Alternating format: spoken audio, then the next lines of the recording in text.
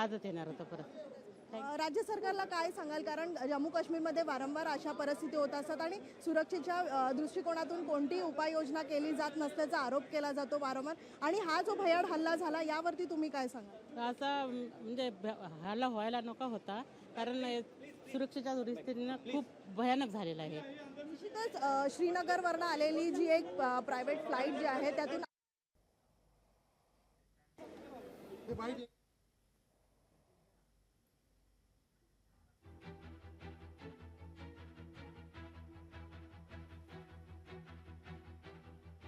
हम लोग को टेंशन आ रहा था क्या करे क्या ना करे। हमारा एक्चुअली ट्रेन था 20th का, वो भी मिस हो गया जो जम्मू में क्लाउड बर्स्ट हो गया उसकी वजह से। उसके बाद 4 दिन हम लोग वही अटक के रह गए थे। फिर फाइनली एक फ़्लाइट मिला, उस फ्लाइट से अब भी हम लोग लैंड करे, प्राइवेट फ्लाइट से। गवर्नमेंट की तरफ से भी हम लोग को हेल्प किया गया था, लेकिन हम लोग का फ़्लाइट बुक था इसीलिए हम लोग ने उनको वो नहीं बोला। और हमारे साथ जो बाकी लोग थे जिनका फ़्लाइट नहीं था उन लोग को गवर्नमेंट ने भेजा हमारे साथ। हमें कश्मीर एयरलाइंस से भी और महाराष्ट्र गवर्नमेंट ने हम लोग जम्मू कश्मीर गए थे 12 तारीख को, और 12 तारीख से 20 तारीख तक हमारा टूर था। लेकिन जो क्लाउड बस्ट हो गया उसकी वजह से पहला प्रॉब्लम आ गया, दूसरा प्रॉब्लम आ गया टेररिस्ट अटैक की वजह से। दोनों टाइम हम लोग अटक गए और फाइनली आज 24 थे और हम लोग को फ्लाइट मिली और हम लोग अब भी लैंड कर गए। हम लोग पहलगाम में मौजूद थे।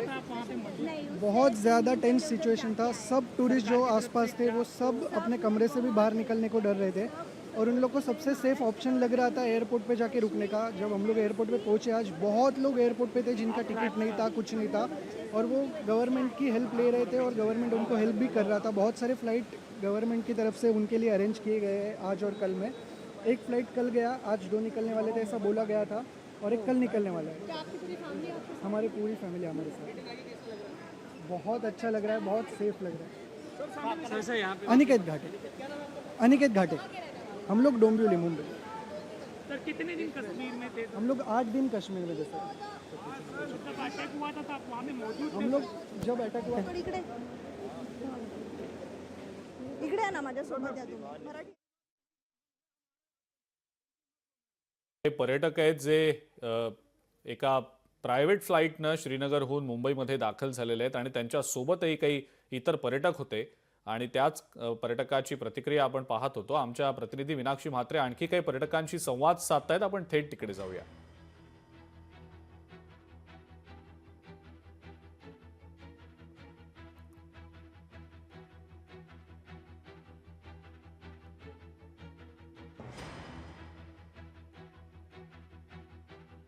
स्लायडिंग झाल्यामुळे आमची ट्रेन मिस झाली, त्यामुळे आम्हाला मग तिथेच स्टे करावं लागलं खूप दिवस पहलगामच्या इथेच। राज्य सरकारच्या वतीनं जी मदत केलेली आहे त्या विमानानं तुम्ही आलेला आहात, विशेष विमानानं आलेला आहात? आम्ही विशेष विमानाने नाही आलो, ॲक्च्युली आमचं 24चं फ्लाईट आम्ही बुक केलं होतं, मग ज्यांचं नाही आम्ही त्यांना ते दिलं आणि मग आम्ही आमच्या ह्यानी आलो। तिथली परिस्थिती काय आहे, जो भयाड हल्ला झाला त्यावरती तुम्ही काय सांगाल?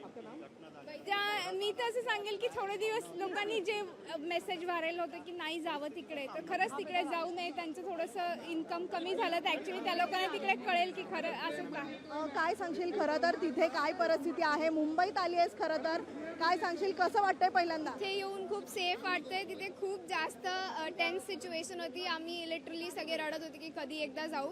काल एकनाथ शिंदेजी पण तिकडे आले एअरपोर्टवरती, तेव्हा एवढं सगळ्यांना बरं वाटलं, आणि आम्ही सगळ्यांनी त्यांना हेच सांगितलं की जितका सेफ आपला महाराष्ट्र आहे तितकं जर का इंडिया पूर्ण सेफ असला, काश्मीर सेफ असला तर खूप बरं होईल, आणि सरकार लवकरच ह्याच्यावरती पाऊल उचलेल्याची खात्री आहे। सुरक्षेच्या दृष्टिकोनातून लोकशाही मराठी ऐका, पहा, जागरूक रहा।